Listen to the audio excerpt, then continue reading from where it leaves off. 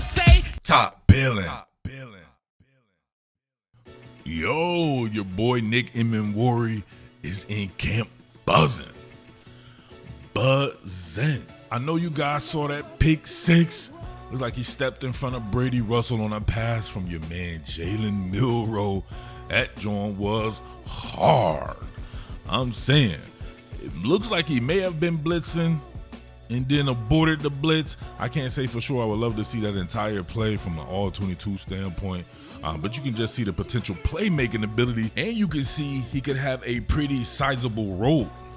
A role that was already established last year, and I'm not sure people are understanding that. Let me refresh your mind. On an article from the Seattle Times, they talked about Nick Emmanwori's usage, I believe, over mini camp and OTAs, and they were talking about him having a specialized role in 5 and 6 defensive back sets as a third safety, which would indicate what? We talked about this countless times, right? That would be big nickel, meaning usage. Like, think about this, right? You would normally run your nickel set. You would put Devin Witherspoon in the slot. That would be your normal nickel set. You have 2 other guys on the outside there. In this particular instance, you would be inserting Nick Emmanwori, who's a natural safety, into the rotation. Not necessarily meaning he's a slot cornerback, because if you see right here, they'll talk about him working with the outside linebackers, working with the rush ends for a couple of periods. Of course, covering tight ends, running backs, slot receivers, you know what I mean? Doing a whole bunch of different shit there, right? So keep that in mind. More like a weapon, like a Weapon X deployment type. And we saw that last year with who? Well, a couple of people. Think about this. Remember when they first started, right? This is the Denver Broncos game, the first game of the season. And I'm not sure exactly, at least I don't remember what happened to Kobe Bryant at the time. But at the time when they would go to these sets, you had Kayvon Wallace, remember him? Rayshawn Jenkins, remember him? And your boy Julian Love. So between Rayshawn Jenkins and your boy Kayvon Wallace, you had 2 of those dudes who filled that particular role. So on this particular one, you can say it's Kayvon Wallace because Julian Love and Rayshawn Jenkins were the starters. So this was your third defensive back, or your 5th defensive back in the game, your third safety. As you can see right here, 4-man front. You have your edge player here, your 2 interior defensive linemen, and then Boye Mafe right here at edge as well. And then you have your 2 inside linebackers. At the time was Dodson and Baker. So as you can see right here, if you running that type of scheme, all right, you put more. You see Kayvon Wallace right here making the forced fumble right there. But you just put more speed on the field, right? Especially if you have a guy like Emmanwori who has that athleticism and still has size similar to a linebacker. You just putting more athleticism on the field. It's always been my favorite set. I believe Big Nickel will put Seattle's best foot forward, meaning they will have the best personnel that they could have out there because you get to have Devin Witherspoon on the outside. I'm sorry, I'm never going to get off that. Your number 5 overall pick should definitely be playing mostly on the outside.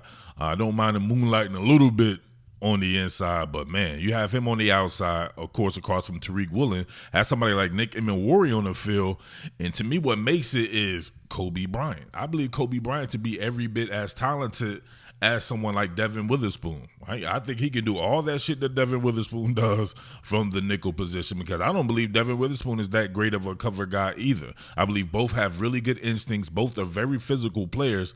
Both can be some really good playmakers. I already know Kobe Bryant is a really good playmaker, but I say that to say this. You see, once again, Kayvon Wallace and Julian Love here, but you get Rayshawn Jenkins now. Where is he at? Right? He's on the 2nd level. So this is definitely where you can see he's just pretty much taking over for what Rayshawn Jenkins was doing. He being Nick Emmanwori there. So you have him roaming on the 2nd level, and you can see him getting out. Look at that. Getting the back out of the backfield. This was a really good call right here. Just poor execution. This is a double cat blitz. You can see right here. Let me, if I can get this correct. Right here, you get Woolen and Witherspoon both blitzing off the edge. and Rayshawn Jenkins ended up taking the back out of the backfield. So you're talking about disguising coverage and doing a whole bunch of different shit. You can do that with a little bit more athleticism on the field there, but the quarterback ends up escaping. And then Splakataya. This was later in the year when Kobe Bryant was finally there, and it was clear that he was as good as Rayshawn Jenkins. To me, better than Rayshawn Jenkins. And, of course, we know Julian Love is the man out there. So that was your starting two safety. And I don't give a damn what they had paid Rayshawn Jenkins. You wasn't going to take Kobe Bryant off the field. But you can insert a guy like Rayshawn Jenkins, who we see right here, in this big dime package because they also had Trey Brown on the field outside and corner. Another blitz off the edge. Or this time, I want to say your boy Devin Witherspoon blitzing again, like always, right? And then that puts everybody else in man coverage. But you have somebody like Kobe Bryant at depth, who is adept at covering people from being a cornerback in college and then being a slot cornerback in the NFL. You get that much versatility. So Kobe Bryant right here, Tariq Woolen, of course, and all these other guys right there in man coverage, right? So you can see how that can happen right there. Great play. I believe Rayshawn Jenkins ends up getting a sack. Right, so you can see that being Nick Emmanwori. Just insert him wherever they play Rayshawn Jenkins. Rayshawn Jenkins getting, oh man, that was damn near a jailbreak. Hell of a play call right there. Had my boy Caleb Williams all out of sorts. Nasty. Yo, check this out right here. Julian Love on Nick Emmanwori. He's talking about acknowledging Emmanwori's elite athleticism and playmaking ability, highlighting its remarkable combination of size, speed, and agility. He recognizes Emmanwori's ability to play in various roles within the defense, including near the line of scrimmage, covering tight ends, and potentially even contributing as a blitzer or in run support.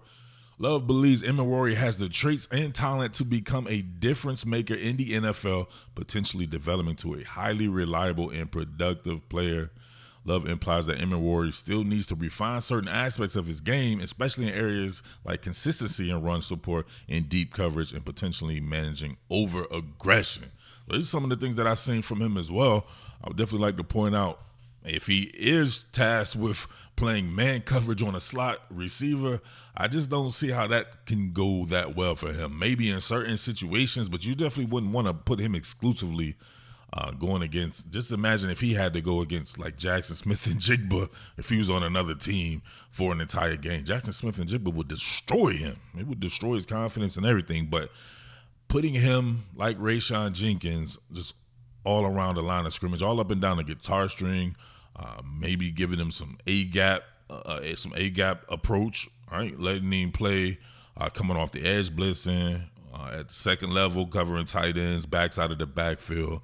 Give him a little bit of deep coverage as a single high, right? As a single high safety, and in some of your deep safety situations, I don't see why he couldn't be that kind of Weapon X type joint. You know what I mean?